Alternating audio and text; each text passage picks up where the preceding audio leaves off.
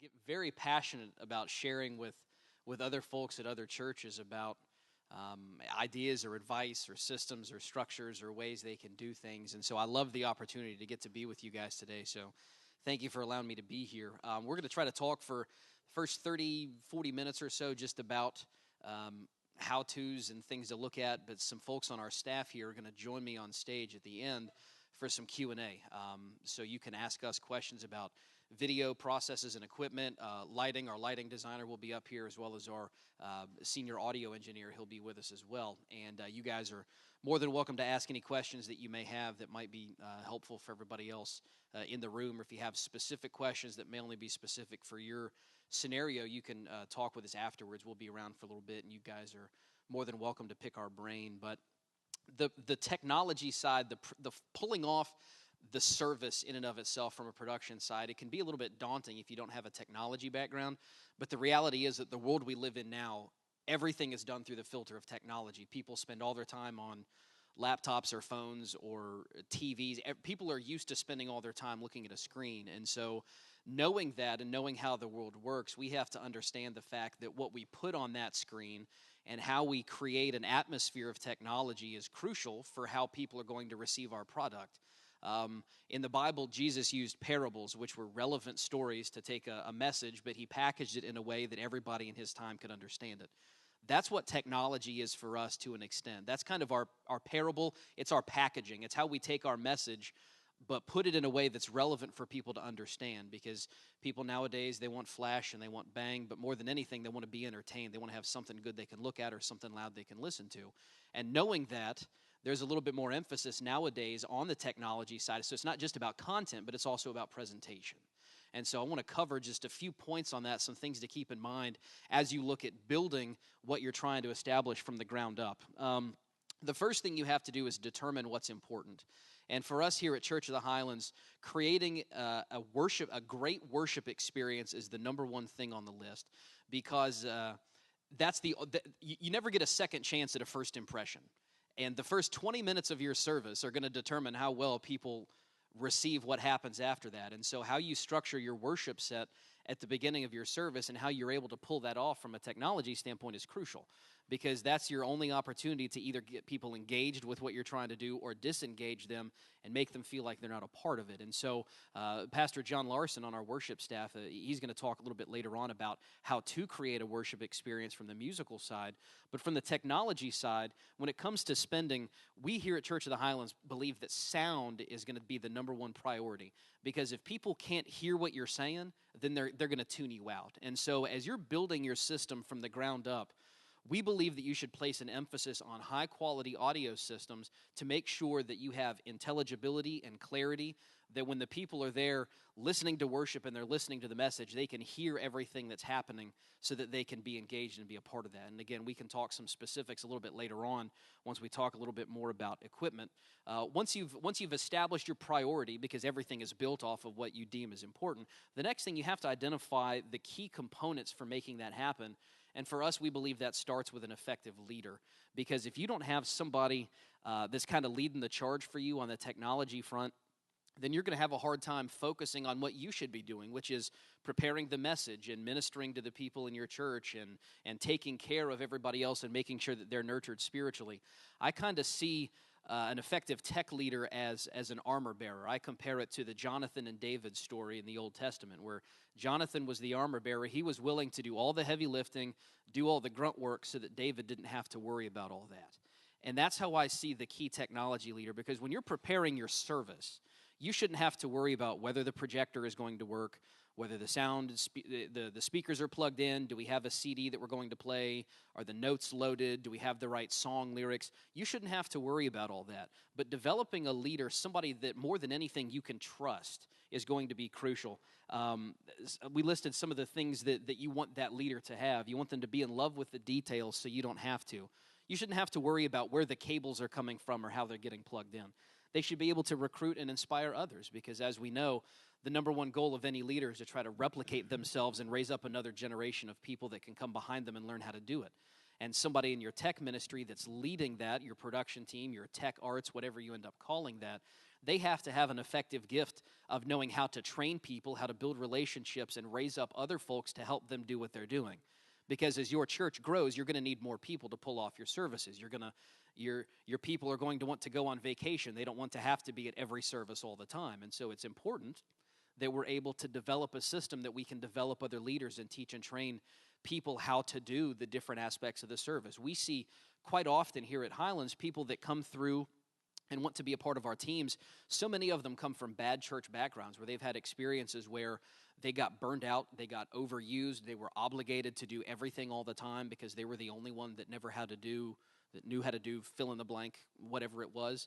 And so that's why it's so important, especially early on when your team is growing, that you pinpoint somebody that knows how to develop other people so that you can share the load in the tech team and you can keep people from getting burned out. Because unfortunately, in the tech world, that's really the only team that has to be doing their job all the time, every service, all the time. The worship team gets to rest during the message. The parking team doesn't have to park cars all the time, and ushers only have to pass buckets, from time to time. But the tech team, they're setting up, they're plugging in the equipment, they're running the worship service, they're running the stuff during the message, they're doing the offering and the altar call at the end. They're on it all the time. And so the more people you can raise up to help share the load, the better job you're going to be able to do to keep your team from getting burned out. And a key leader is going to be able to do that. And a key leader can also delegate well.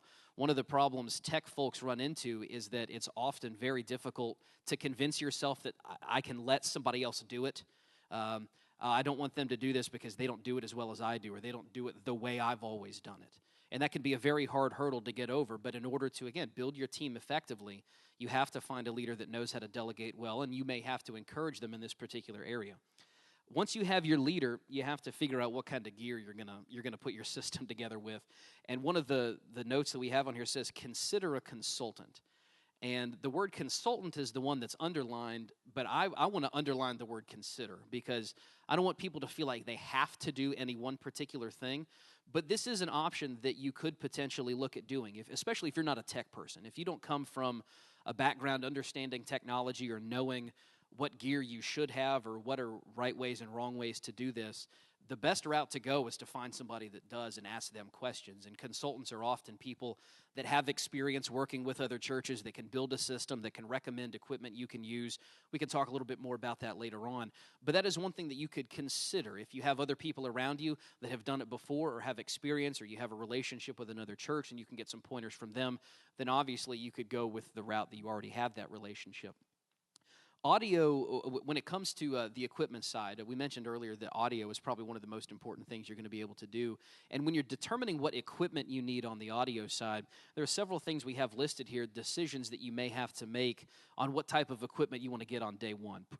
And a lot of it's going to depend on whether you're in a portable environment or a permanent environment, because the type of building you're going to be in and how much setup and tear down you're going to have to do will end up determining the type of equipment that you end up buying. It will also determine whether or not you can permanently install that equipment in your facility, or whether you have to put it in a trailer and unload it every week. And so that's going to help determine some of the equipment you buy and how you install it. But one of the big things that people always ask about is microphones. And Luke Vogel, our audio engineer, can contribute some to that later on. But the big question, wired versus wireless. And so much of the equipment that you're going to buy may ultimately end up coming down to cost, because wired microphones are so much cheaper than wireless ones are, but you have the extra hassle having all the cords and the cables go all over the place. So you'll have to decide, is having the clean stage without the cables, having a better presentation, not having to worry about purchasing cables and storing them and coiling them up every week, is that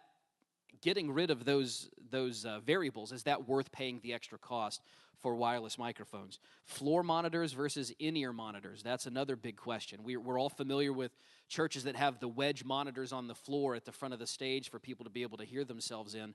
But again, that's going to add clutter to your stage, which may not be a big deal. But the biggest contributing factor for us at Highlands is those floor monitors add a whole lot of extra noise to the stage and to the room, because you're feeding back everything from your system back so that person that's speaking or singing can hear that. And that is just adding extra noise out in the room, especially the first few rows in the crowd.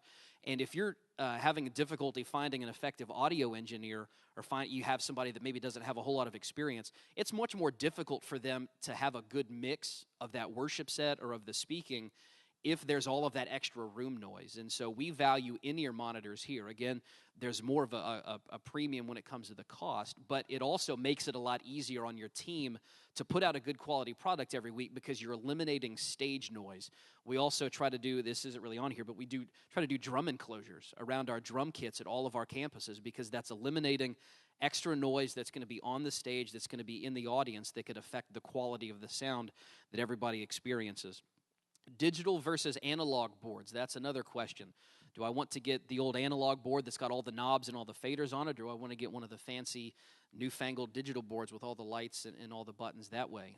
Again, there's a cost question there, but the benefit of having a digital board as opposed to an analog board is that you can have presets saved. You can program in certain settings, levels are a certain way, it's mixed a certain way, it's EQ'd a certain way, balanced a certain way. So if you have an inexperienced audio engineer, you can have somebody perhaps with more experience come in, set the system the way it needs to, balance everything, and save that preset. So then even if your audio guy completely screws everything up, at the push of a button, you can bring that preset back and get you to square one.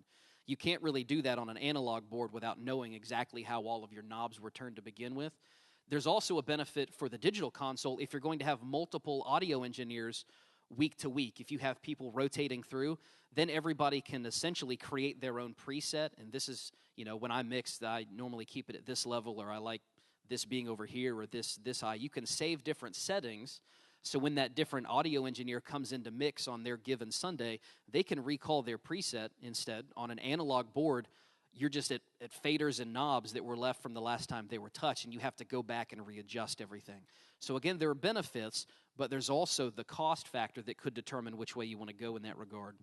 Speakers, really all of that is going to be determined by the type of room you have. If you have a long, narrow room, you're going to have to get different speakers with different coverage than you would a shorter, wider room like the one that we're in. If you're in a portable environment, you're going to have to stack everything on your stage, and that could determine that you get a different type of speaker than if you're in a permanent facility where you can hang everything from the ceiling. That's going to have a completely different type of coverage. And so the environment that you are in is going to help point you in the right direction for how you need to set up your sound system. And this is one area where having a consultant or someone that has experience come in, look things over, and kind of point you in the right direction, that's where this can certainly help out. The last thing on the audio side that's crucial is having some sort of decks to record and play back your music. You're going to want to have CD music playing when people walk into the auditorium and when they leave, so you just don't have awkward silence all the time. But you as a pastor are going to want to record the services, whether that's because you want to go back and listen to it and critique yourself, or whether you want to take that audio and then upload it to the internet later on so you can put it on iTunes or a podcast and people can download that. So when you're including your launch day budget, those are a couple of things that often get overlooked because they're not big and flashy items. But we do believe that they are crucial as something you would want to consider having when you're putting your system together on day one. The video side would be the second thing that we look at. So after we've determined how we're going to set up the audio, we want to determine the video. And like I said earlier, everybody nowadays is used to using a technology filter for everything they do. People look at TV and computer all the time, so how you're able to establish your video system is going to determine how people are going to be receiving your message. And it all starts and stops with the projector and the screen, because if you don't have those components, it doesn't matter whatever else you have, because that's obviously the key for everybody wanting to try to experience your song lyrics, your content, your videos, your sermon notes. Here at Highlands, we kind of joke that even though the main campus here is where we have Pastor Chris speaking live on Sundays, we joke that this is still a video campus, because people in like the second row spend the whole service like staring up at the screen because they want to watch him, 15 feet tall up on the screen. People are just used to that. And so when you're determining your setup for your room, it's going to be important to determine where is the projector screen going to be. Is it going to be on the side of the stage? Is it going to be on the back of the stage? And the location is also going to determine how you set up the projector. You can front project or you can rear project. Rear projecting means you're going to have probably less ambient light affect how bright that image is, because if the projector is behind the screen, it's easier to kind of put curtains up and kind of wall that off and kind of make it darker so that light really pops back there. You also don't have to worry about people bumping into the projector or tripping over a power cord or something like that you would with a front project. If you're front projecting, you also can't stand between the projector and the screen because now I have a shadow on the screen behind me. Or I have to worry about mounting the projector high enough to where it can shoot over my head to get on the screen if it's behind me. So there are some logistics involved to determining how you're going to set up your projector and your screen. And there are a couple of ratios, formulas that we use from time to time to determine what type of a projector we should get and what size of a screen. And when it comes to the screen size, the ratio we use, if you want to write this down, I take the distance between where I'm going to set my screen up and the last row in the audience. Okay, so let's say that's 100 feet. Let's say it's 100 feet between the screen location and the last chair in the room. I'm going to take that distance and divide it by 10, and that is going to be approximately the height of my screen, okay? So if there's 100 feet between the screen and the last row, divided by 10, that means my screen should be about 10 feet tall. So nowadays, because everything we do, or we encourage people to do, is widescreen, 16:9 ratio. That's the way TVs are shaped and phones are shaped and computer monitors are shaped. So a 10-foot tall screen would mean that it's 18 feet wide to maintain that ratio. That's just, that's how that size would work. But determining the distance of the room is going to tell you the height of the screen, and then the 16:9 ratio of that screen side is then going to tell you how wide it would be if it's X feet tall. Does that make sense? Kind of make sense? Okay. So now that we've determined how big our screen is, we have to figure out how bright it is, or how bright the projector should be, because the brightness of that projector is going to determine how well people can see what's on the screen. And some factors you need to consider are there any windows in the room? Is there stained glass windows? Are we in a gymnasium where there are windows up by the ceiling? That's the case for us at one of our portable campuses. We're at an elementary school gym, and there are tons of windows up around the ceiling in the room. Do I have a whole lot of lights in the room that I can't turn off or I can't make any dimmer?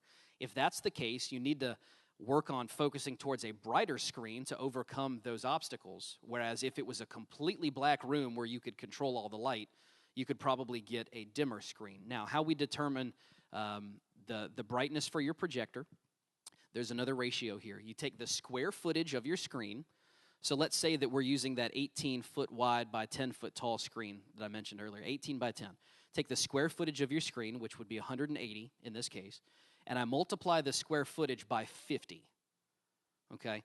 This is going to be the target brightness of the screen, and that's measured in lumens. So 180 square feet times 50 is 9,000. So I'm going to aim for a projector that can give me around 9,000 lumens. Now, the low end of that would be if I take the square footage times 35. And somewhere between that 35 and 50, that's what is known as the industry acceptable range for brightness for your projector based on your screen. And what you would need to keep in mind is that over time, your projector is going to increasingly become more dim because it's older and the technology is worn, and it's just getting older. And so over time, what started off as 9,000 lumens is going to start trickling down and trickling down. So sometimes what I like to do is overshoot on the brightness, knowing that over time it's going to back down to an acceptable range. Whereas if I start off at the low end, then I can never go up. I can only go down. Okay. On the projector front, I would never recommend buying a used projector. Because projectors usually will only give you about 3 to 5 years max before they start having significant quality decline. And because new technology comes out so often, you can usually get newer stuff at a competitive price point as compared to what you would get something older that's used. Plus, on a projector, there's really no good way to know how many miles are on it. You know, there's no odometer that you can look at and know how many times has this been used. Sometimes there's no way to know who you're buying it is from is whether they've replaced all of the components in it or whether it's still using original stuff. So I would suggest staying away from used projectors and just focus on buying something new. But whenever you do get a projector, always make sure you get a backup lamp, because the last thing you want to have happen is during setup on a Sunday, you try to turn that thing on and the lamp's dead and it won't turn on and now your screen's black. And if that is the one thing you have to have a video experience in your service, without it, you don't have any song lyrics or Bible verses or anything else. So I need to keep an extra lamp around, and that could be a couple $100 that it may not seem worth the investment right now because I'd rather spend the money on something else. But in the long haul, it's a great insurance investment because it's going to allow you to have a backup in the event that something goes wrong on a Sunday. You get what you pay for with projectors. You can get really cheap ones for $1,500, $2,000 that are, maybe about 2,000 lumens that really aren't very high powered. But as you start wanting more brightness, you start adding more cost. You also start adding more cost when you have kind of an atypical distance you have to work with. And I'll give you an example. At our Greystone campus, which is in an elementary school gymnasium, we had to buy a projector with an interchangeable lens system because we had to put the projector 100 feet away from the screen in the balcony at the other end of the gym so that we could shoot the length of the building and hit our screen. There was really no other good way for us to do it. So we now had to invest extra money to get a projector that would allow us to take the original lens out and put in another one that would let us shoot a long throw distance. So if you have a unique environment like that, you're in a weird building where you can't hang the projector, you can't put it on a stand, you can't put it behind the screen, you may end up having no choice but to pay extra to get one that will allow you to do interchangeable lenses, okay? So just again, something else to kind of keep an eye out for, something to look for when you're determining your projector and your screens. Everybody is also going to need some sort of software something to get your content on the board. We use a software here at Highlands called ProPresenter, which is a very popular software in churches, and it allows you to run Bible verses, song lyrics. You can load videos in it. The website for that company is called renewedvision.com. And they have a wide variety of products that you can look at, you can check out and see if what they do fits for what your church wants to do. There are kind of three ranges when it comes to the software side of this. You've got your more expensive, you've got your mid-grade, and then you've got your lower-cost options. The lower-cost options are going to be free options like PowerPoint or Keynote, which are items that are pretty standard on any computer with its office setup. You can always find stuff like that. The slight step above that is a software called Easy Worship, which is not very expensive, but it is kind of limiting with what it will allow you to do. The mid-range option is called Media Shout, and that's a software that we used for a long time here at Highlands before we ended up taking the next jump, which was to ProPresenter. And if you guys have questions about software capabilities, we can talk about that at the end if need be. But those are the three most popular software options in churches now: ProPresenter, Media Shout, and Easy Worship. So chances are that you'll end up using one of those three more than likely. On the video side, you may also want to consider how you want to record your message. And if you have a vision for getting your message online, if you want to put video on your website for people to come back and watch later on, or you want to put it on iTunes, or you want to make DVDs of it to hand out to people, you would have to consider, what type of a camera do I want to get, and how do I want to record this message? Do I want to record it on the camera using some type of an internal hard drive on the camera, or do I want to record it on my laptop? And most cameras now will have the ability to come out of that camera with a cable that would plug into your laptop. You can record it in software on your computer, on a Mac computer. It's usually pretty easy. And I will say that we're Mac-based here with all of our production stuff for what we do, all of our software and video editing software, that's all on a Mac platform. But you would be needing to think about, how am I going to take this video I'm recording of the message, get it on my computer so that I can edit it and then put it online later on. The last thing on the AVL side, the L is for lighting, and you have to plan for growth because chances are this is one area like the others where you're going to keep adding as you go over time. And one of the gentlemen earlier mentioned that on day one, you're not going to have a whole lot of moving lights and you're not going to have a big system. That's not going to work on day one more than likely. But you want to be thinking about, what is it going to take for me to get there? And so as in lighting, with any type of equipment we purchase, we want to make sure that this is something that I can either add more components to down the road, or this is something that offers the ability to expand and be more flexible, where I can potentially purchase upgrades to allow me to do more capabilities. And our lighting designer, Brian, can chip in some ideas on that later on if you guys have any questions.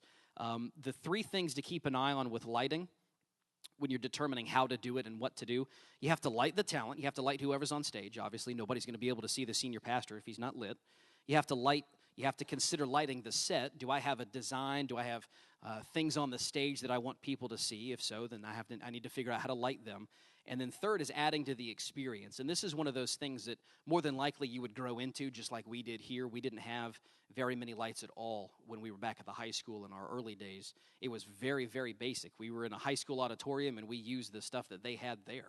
You know, we took advantage of the stuff that was already in their facility, and then over time, as we became more comfortable with what we're doing and we started getting a little bit bigger, we were able to grow into what we were doing and adding a little bit more to the experience, doing some moving lights or colored lights or whatever else. And so those are things that you can consider as you go down the road. When you're factoring in your budget, one of the other areas that people kind of forget about is instruments. And Pastor John Larson can talk about this in his worship set, in his session. But people sometimes will forget about when they're putting their budget together that they may need to buy equipment for their musicians to use. And this could be drums, this could be a keyboard, this could be amps, this could be foot pedals, this could be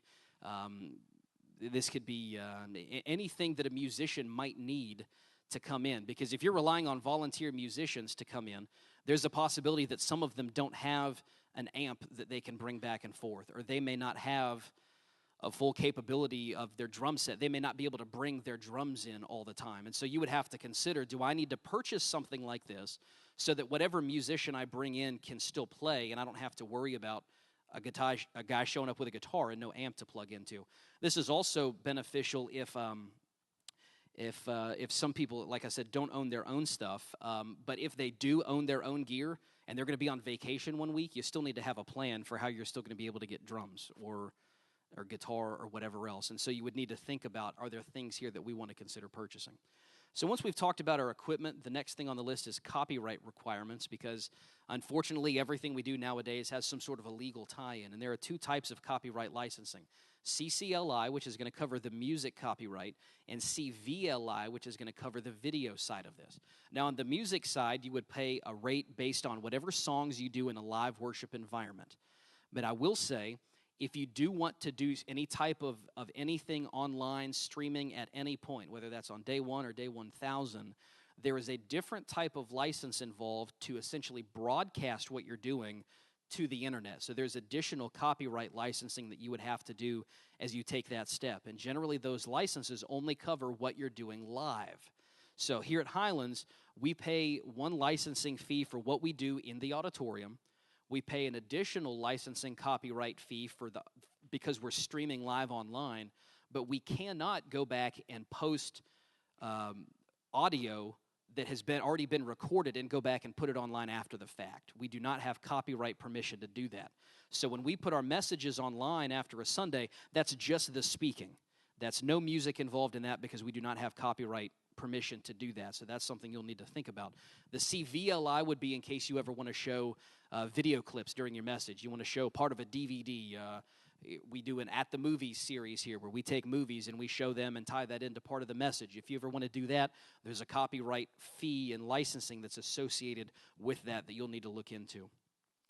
We have our equipment, we have our copyright. Now we have to figure out exactly how to do our budget. So we kind of know what we want to do, but we don't know how much it's all going to cost. And this is where what we talked about earlier, having a consultant, this person can help. They can come in and point you in a particular direction and say, here's the type of equipment you would want to look at. If I were you, I would do it this way. You may want to consider doing it like this. They can help you out. The one thing with consultants and any type of external vendor that you work with, people have natural relationships with companies that they're familiar with. And so sometimes a consultant or a vendor will recommend a product that they've just worked with for years, and that's what they tell everybody to use. Make sure that you're asking questions. If you bring in a third party, make sure you're asking questions. Is this what you're recommending because you have a relationship with this company, or is this what you're recommending because this is really the best item on the market that I should be looking at? So don't necessarily take everything as it comes in, but always be willing to ask and make sure you know what they're recommending, why they're recommending it, and what exactly it's supposed to be doing. Partnering with a vendor is kind of the next step of that. If you can have a consultant that can point you in the right direction, or you can have a particular company come in that designs everything and then comes in and sets it all up for you. Usually a consultant will just tell you what to do, and an install vendor will not only help you purchase the equipment, but they'll come in and they'll set it up and they'll train your teams on it. Again, some companies like to refer and install products that they've been familiar with over time. So make sure that you know exactly what you're getting in for, and understand that because these companies are essentially doing the legwork for you, that there is going to be markup on the equipment product. So you can go online to Amazon or whatever website, and you can Google it, and you can find it listed at $100, but they quoted it to you for $150 or whatever it is. Understand that because they're doing the labor of designing your system and setting it all up for you, that is the flip side of it, is they are going to ask for a markup on the equipment. So if you want to go your own route and buy it all at a cheaper price, then you are welcome to do that if that's the direction you think you can handle. But if you would rather have somebody buy it all and install it all for you, then understand that the cost is going to be there. The benefit with having another company do it is if something goes wrong, you always have somebody to call. If I do it all on my own and I miss something, I forget to get a particular piece of equipment, I don't have the right cables, I don't have the right adapter, this isn't working right, now all the stress and the pressure is on me to try to fix it because I did it all on my own. That's a benefit of having a third-party organization that you can work with, especially if that company is local. We always recommend partnering with a local company because take for instance, last Christmas here at Church of the Highlands, one of our projectors literally caught on fire during a Christmas service on December the 23rd. I mean, like literally the power supply went up in smoke. I mean, you could go up in the room where the projector was, the room was full of smoke. It stunk. It was horrible. There was no projector, and this is one of our busiest times of the year because everybody goes to Christmas services. And to top it all off, 2 days later was a Sunday service. It was so Christmas Eve was on a Friday, then we had Saturday that was Christmas, and then we had Sunday services. Well, because we had a relationship with a local company, I was able to call our contact there on Christmas Eve, and he came and spent 4 hours working on that projector to replace parts and getting it working again. If there's a company that you have found that knows what they're doing and they're out of town and they helped you build your system, that is awesome. But I really encourage you to still find somebody local that you can build a relationship with that can help you out if you have a problem. We had the same type thing just a couple of weeks ago. We had a major power surge during sound check, and one of our projectors got zapped, and we didn't have it for the service, but we had to have it up the next day. So I called the same guy at the same local company, and he came out and worked on it for me and got it back up and running. Somebody out of town is going to charge me travel and expenses. It's going to be more difficult to get them here because they have to fly or their drive. They're not as immediate, and chances are it would be harder to get them on the phone at 7 a.m. on a Sunday when I've been setting everything up and it doesn't plug in right and it's not working, and now I don't know what to do. Having that one-on-one relationship with a local company is going to help you out when you really need it in a pinch. So after we've put all of our equipment together, we have to really work on building our team. This is one of the last things that the team building side is the last thing here. But in my mind, the people that you work with are probably the most important asset that you have, because you can always buy more equipment, you can get more cables, you can replace projector lamps, but people are a non-renewable resource. Once they're gone, they're gone. And so you have to make sure that when you're building your team, that you're taking care of your team and you're investing in your team so that they don't end up getting burnout, overused, feel obligated, and just turned off to the whole thing and no longer want to be a part of it. And we talked earlier about the importance of developing a strong team leader that can have relationships with their team, that can train other people, that can delegate to them. One of the things that we constantly share with our new people coming in is that just because we're in the tech world doesn't mean we're unimportant. We may be sitting behind a screen or in the back row of the auditorium. Just because I'm not on stage doesn't mean that I'm any less influential than the guy up here leading worship. I think of like a Billy Graham crusade. Billy Graham does not get more jewels in his heavenly crown because he was the one on stage talking, and the guy running sound was just the guy in the background, and he wasn't as important because nobody could see him. As long as you're using your gift and your talent in the way that God intended you to do that, you're functioning as part of a larger body. And so when lives are changed at the church, it doesn't matter so much whether you're the visible worship leader, whether you're the guy in the background running song lyrics. Either way, you're using your gifts and you're using an instrument. It may not be a guitar, it may be a computer keyboard, but you're using your gift to make a difference. And we want our teams to really understand that, because tech people by nature are very for the most part, are introverted. They could be quiet. They might not be very outgoing. They might not be like being in front of a lot of people. So they're used to kind of being in the shadows. But we really want to make sure that they know that everything that happens on this stage is because of the support that happens from the folks running the song lyrics or putting the graphics on the screen. So the people that aren't stage aren't the only worship leaders. The people that are putting the lyrics on the screen are also worship leaders. because they're helping to create an atmosphere and environment for people to experience the life change of the message and during worship. And so we constantly have to make sure that our teams understand that vision so that they know how important they are for being a part of this service just because of what they're doing to help everything happen. We've talked about the importance of having an effective leader.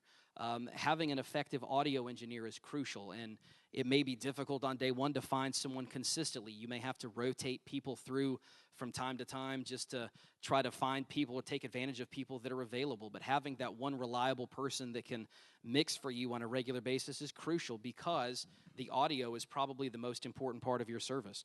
You're going to have to run your song lyrics somehow. You're going to have to put your Bible verses on the screen. And finding people that can run those stations, again, is important to have on day one. And when you interact with a team, this is the last point, then we'll take some Q&A here.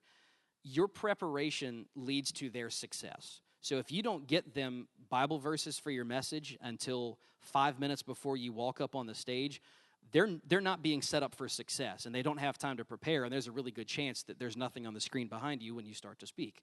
So the more you can help your team out by communicating, planning ahead, you're going to set them up for success, and you're going to show that you value them because you understand what they have to go through in helping support you pull off the service. Again, they're the armor bearer. They're doing all the heavy lifting, so you don't have to worry about it, but we still need to honor them and make sure that they understand how you're trying to prepare them for that. And communicating the wins is crucial, and this is the last thing I'll say to wrap up. Anything you can do to communicate to your team how important they are, all the lives that were changed, salvations, visitors, baptisms, anything like that you can share with your team, they're going to buy into what you're doing and want to be a part of it because they know the impact that they're having. And never call them out on stage. If something's not right on the screen, don't make a big deal out of it. Just let it go. Deal with it after the service. Roll with the punches and move on.